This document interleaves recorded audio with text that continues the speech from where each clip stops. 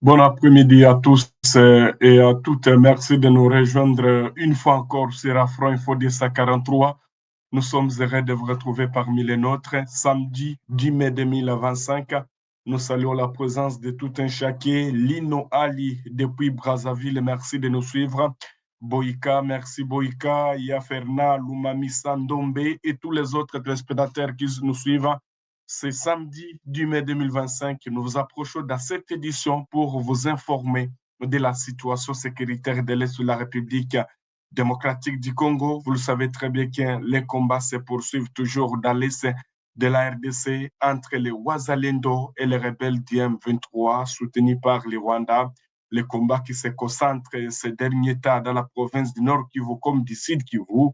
Alors, dans cette édition, nous serons donc dans le territoire de Lubero, sur les lots du lac Édouard, où les forces armées de la République démocratique du Congo viennent de réoccuper de nouveau le village de Moussenda.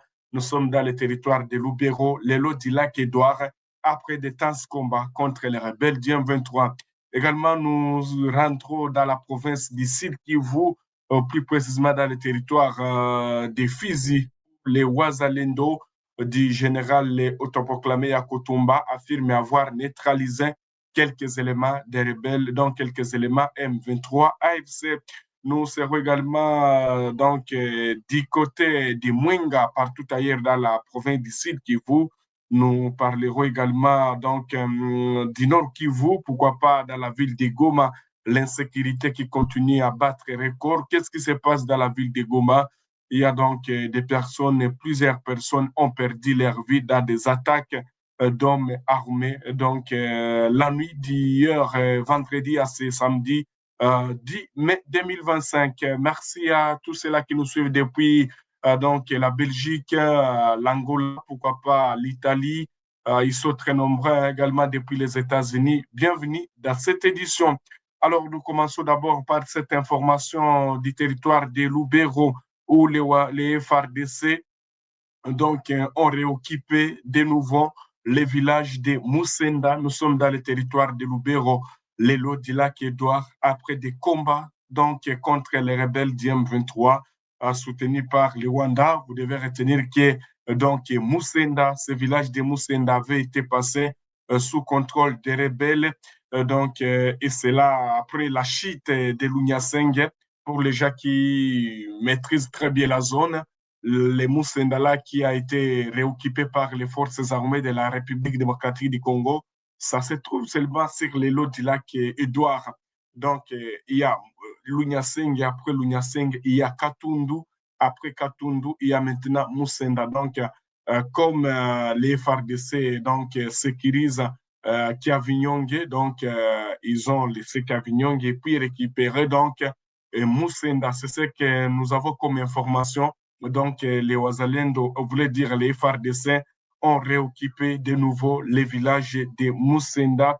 Vous devez retenir que c'est après la chute de Lunyaseng et Katundu que les rebelles du M23 réussissaient à récupérer Moussenda. Mais nous avons cette information que c'est l'armée congolaise qui déjà se trouve dans le village de Moussenda. On nous signale que malgré cette réoccupation effective de Moussenda, à part la 8e armée africaine, depuis quelques heures, les populations locales, les réfugiés à Tchavinyongue, en territoire de Beni et ses alentours, retentissent à regagner leur foyer. Parce que lorsque nous parlons de Moussenda là, parce qu'après Moussenda vient maintenant Tchavinyongue dans le territoire de Beni. Hein, Moussenda, Katundu sont des territoires qui se trouvent, sont des villages qui se trouvent dans le territoire de Lubero. Alors, après Moussenda vient maintenant le village de Tchavinyongue, où toute la population de Lunyasenge, toute la population de Katundu également de cette localité aurait trouvé refuge. Mais dès que l'armée congolaise a repris contrôle déjà de Moussenda, la population commence à regagner c'est ce que vous devez retenir d'informations que nous avons cet après-midi pour vous informer. Donc, l'armée congolaise est toujours maintenant du côté de Moussenda. ici, une fois l'armée congolaise va avancer, donc elle pourra reprendre encore le contrôle de Katundu. Après Katundu, ça, donc, il y a maintenant l'Unyasenge. Et voilà, donc les FRDC seront en train donc de repousser ou d'éloigner les dangers donc du territoire de Beni. Parce que là, quand nous parlons de Katundu, également nous parlons de Moussenda. Ce sont des localités qui sont proches du territoire de Beni. Il suffisait seulement de quitter là donc par les pieds en arrivant vers Kavignong, mais les FRDC ont vite riposté pour reprendre le contrôle de Moussenda. C'est ce que vous devez retenir comme information de ce samedi 10 mai 2025. Voilà, Jean Mansakou, comment est la situation sécuritaire au nord Kivu, Sud Kivu? Voilà, vous nous suivez depuis Kolezi. Voilà, c'est ce que nous sommes en train de vous informer. D'abord, dans le nord Kivu, en tout cas, il y a une très bonne nouvelle. L'armée congolaise a repris encore donc le village de Moussenda. C'est après des intenses combats contre les rebelles du M23 que l'armée a réussi à contrôler de nouveau les villages de Moussenda. C'est ça la nouvelle Jamansakou, donc qui nous vient de la province du Nord Kivu, plus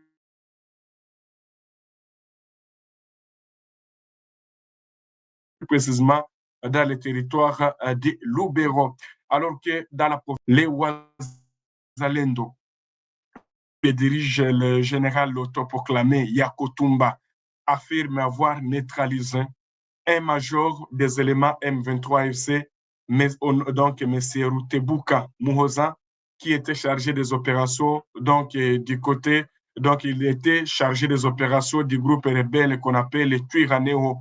Selon donc les Wazalendo qui affirment avoir neutralisé le général, voulait dire le major de Rutebuka Muhoza, donc qui était chargé des opérations des groupes Turanero. C'est un groupe allié au M23.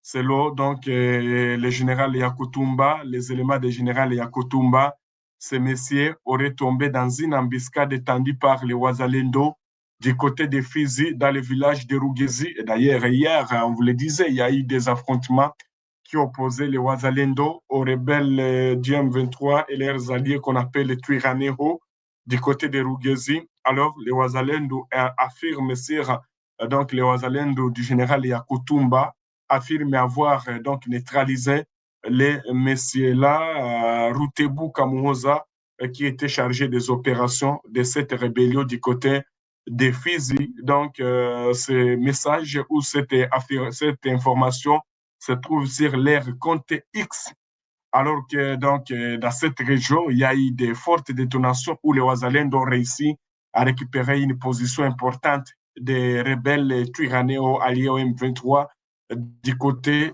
des Rugezi, dans le territoire des Fizi.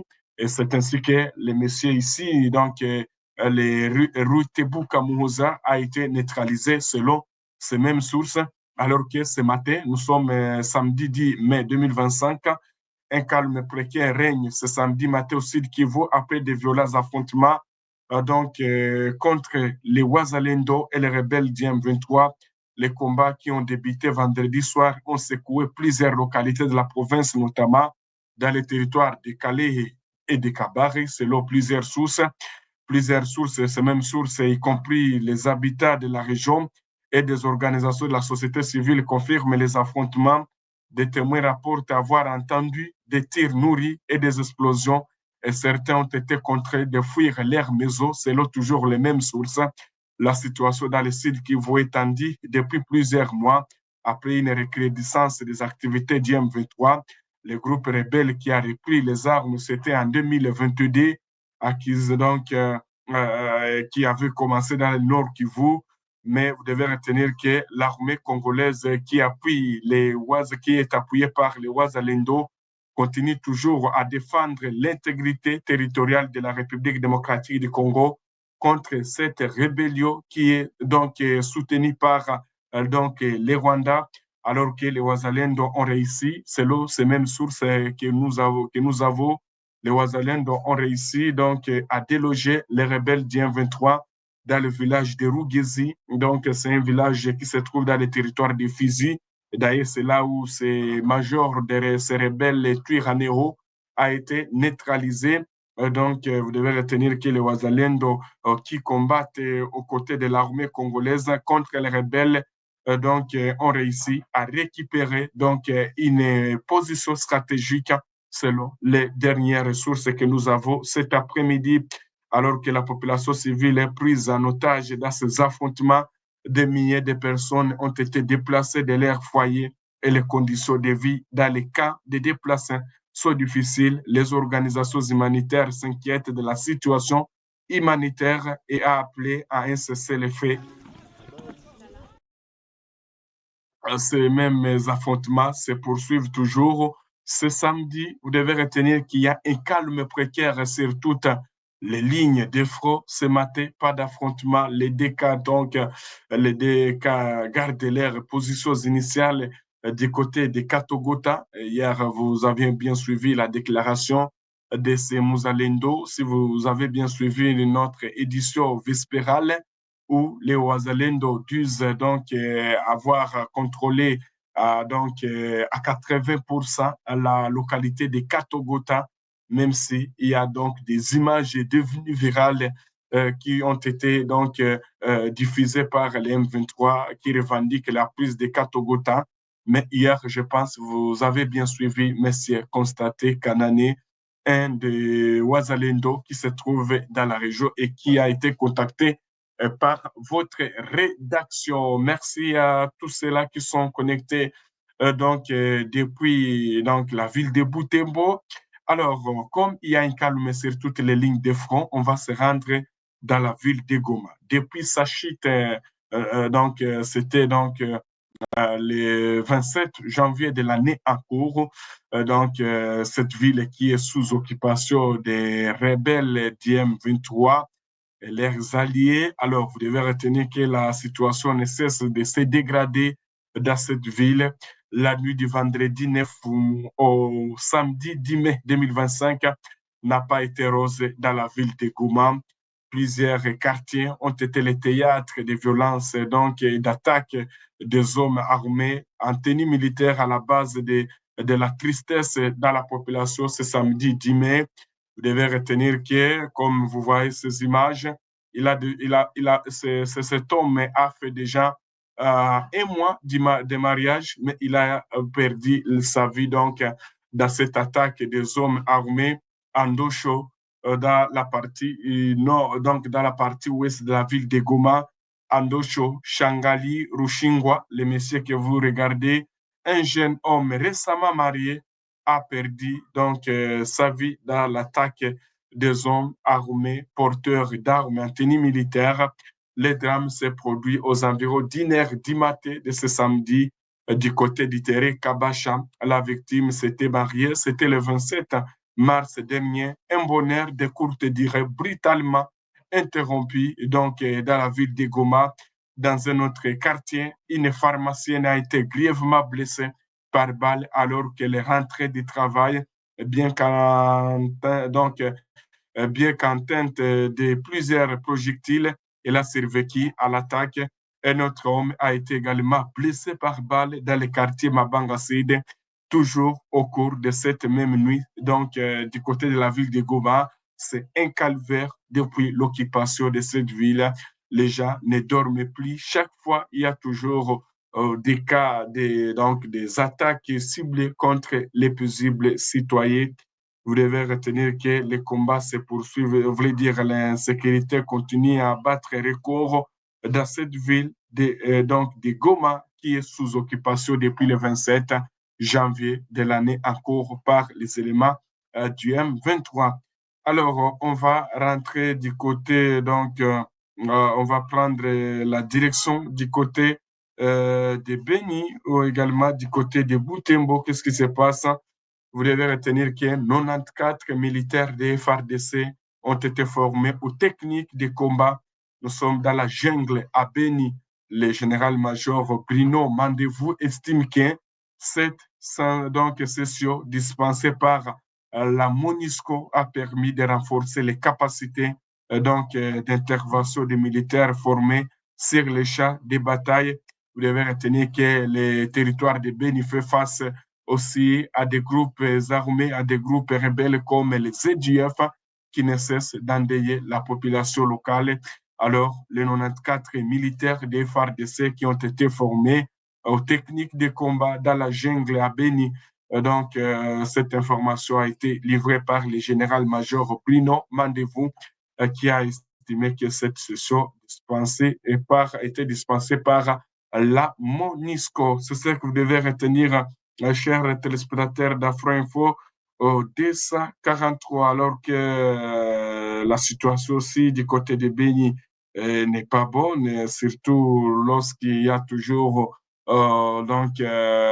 les incursions des ZDF partout ailleurs.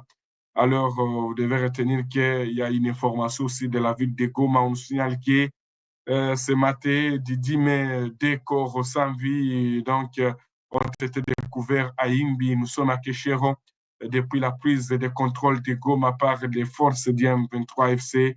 À la fin du mois de janvier, la ville est toujours sous l'insécurité comme auparavant, car malgré la présence de son armée, l'insécurité ne cesse de croître, mettant en danger les civils chaque nuit. Voilà, c'est ce que vous devez retenir comme information, chers téléspectateurs d'Afro-Info 243. On va prendre cette information aussi du Sud Kivu où un drame d'une ampleur tragique s'est produit dans la nuit du jeudi à ce vendredi.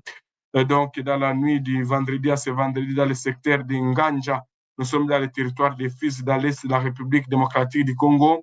Il y a eu donc des débordements soudés de la rivière Kassaba qui a enseveli plusieurs maisons sous les tonnes de sable. Également, vous devez retenir qu'il y a eu des pierres qui ont causé, qui ont permis, lorsqu'il y a eu débordement de saison, il y a plusieurs personnes qui ont perdu leur vie. D'autres corps restent encore introuvables. C'est avec douleur que je pleure. Ma population du village Kassaba, groupement de Basikalangwa, secteur de Nganja, dont plusieurs personnes ont perdu la vie et des centaines de maisons englouties par les débordements de la rivière Kassaba, a déclaré M. Bernard Akili, chef du secteur de Nganja, profondément bouleversé par la tragédie. C'est ce que vous devez retenir, chers téléspectateurs. Afro Info 243 comme information qu'on avait ce matin pour vous informer. Nous sommes tellement très heureux de vous retrouver parmi les nôtres cet après-midi. Mais il y a une information aussi, c'est comme ça que les choses se sont passées du côté des Fidji, où donc les eaux de cette rivière ont emporté plusieurs personnes. Jusque-là, il y a toujours des personnes introuvables. Alors, il y a une information en provenance de Loubero, oui, tout à l'heure, l'information concerne l'insécurité aussi. Au moins 13 civils ont perdu la vie lors d'une attaque menée par les rebelles des forces démocratiques alliées. C'était avant-hier jeudi, mais le bilan hausse dans le village de Massémé, à environ 10 km à l'ouest de Ndjampanda. Nous sommes dans le groupement Barédjé, secteur de Bapère, territoire de Béni, de Loubero. Les bilans restent provisoires. Plusieurs sources locales signalent que des corps seraient encore dispersés dans la brousse, échappant pour l'instant aux décombres, au décompte officiel. Face à cette nouvelle tragédie, la société civile du secteur de Bapere, par la voix de son président, Kakule Kageni Samuel, exprime une profonde inquiétude. Elle dénonce l'inaction des forces armées régulières ainsi que la passivité des groupes de défense d'Iwazalendo qui, malgré les alertes, ne servent pas à intervenir. Kakule Kageni Samuel appelle les autorités à réagir rapidement pour assurer la protection des populations civiles. Cette attaque s'inscrit dans une série d'une autre attaque attribuée aux ZDF dans le secteur de Bapere. C'était en décembre 2024 où au moins 21 civils auraient perdu encore leur vie. En une semaine, dans les villages de Robinet, Kadjo et Makele, provoqua un exode massif vers des zones jugées plus sûres telles que Mangurujipa et Djiapanda. Plus récemment, entre mars et avril 2025, plus de 700 personnes ont perdu la vie en 2 mois dans le groupement de Boulengia, Mansia et Moigné, selon le comité local de la protection communautaire. Face à cette escalade de la violence, la société civile demande une intensification des opérations militaires conjointes entre les FARDC et l'armée ougandaise afin de restaurer la sécurité dans la région. La population locale est plongée dans la peur et l'incertitude, espère une intervention rapide et efficace des forces de sécurité pour mettre un terme donc à ces attaques perpétrées par les ZUF, alors que les Ouazalendo aussi affirment avoir pris plusieurs munitions des rebelles du M23, des images aussi diffusées sur leurs canaux officiels. Ils affirment avoir pris plusieurs munitions, comme les armes des AK-47. C'est ce qu'ils affirment surtout du côté des Fizi, également du côté des Kassou. Nous sommes dans le territoire de Lubero. Merci à Roger Maungu depuis le Canada. Bob Yossa Lemerga, merci. Nous sommes tellement très contents. Notre sympathie pour les gens de Fizi et environ que Dieu console et réconforte ceux qui ont perdu les leurs. Merci beaucoup. Il y a Eddie Mukenji. Bonjour mon frère. Félicitations pour les informations que tu nous donnes. Que mon Dieu te bénisse et voilà, qu'il nous bénisse tous. Merci. Quelle est la situation d'Ouvira? Voilà. Il y a Désiré Kabangu Kabala. Merci Désiré Kabangu Kabala pour ta question. C'est ici où tu auras la réponse. La situation d'Ouvira reste calme. Tout Ouvira reste contrôlé par les FARDC et les Ouazalendo. Les Katogotala que les M23 continuent à revendiquer qu'ils ont pris et à une affaire de 80 km d'Ouvira. Et alors, les Ouazalendo ont démenti cette information des rebelles. Les Ouazalendo disent avoir contrôlé donc 80% de la localité de Katogota, Katogota qui est à 7 km de Kamanyola centre et à 80 km d'Ouvira. Également de Minembwe à Ouvira, il y a une affaire d'une centaine de kilomètres. Je pense que c'est ça ta question.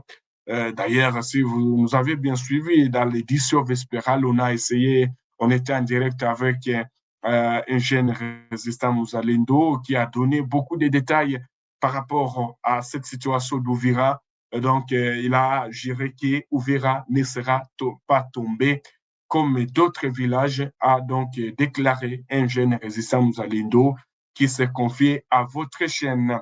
Merci. Il y a Félix Bijiki qui nous pose la question.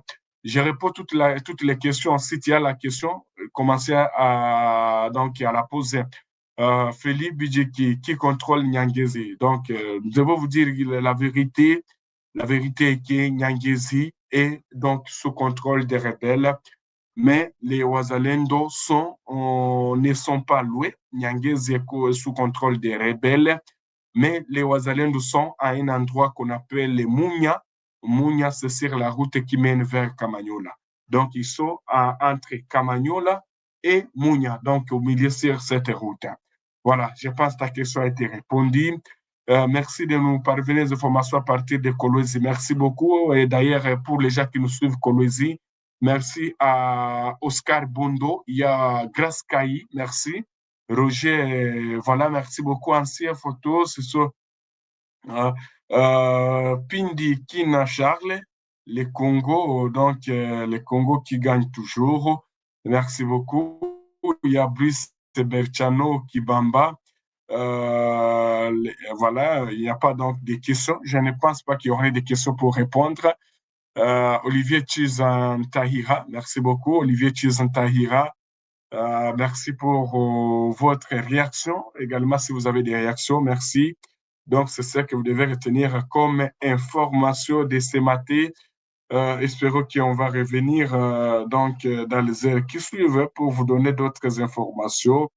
Mais merci à tous ceux-là qui étaient connectés depuis le matin jusqu'à maintenant. Voilà. Qu'en est-il de la situation de Katogota, je pense? Ce n'est pas Bogota.